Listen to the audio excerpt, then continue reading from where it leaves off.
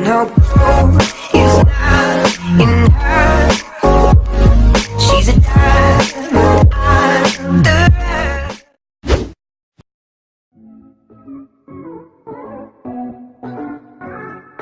pagi semuanya.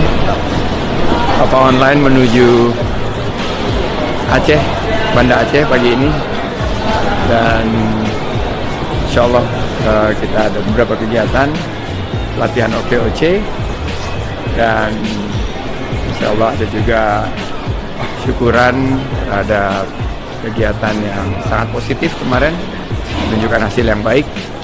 Sampai ketemu di Banda Aceh.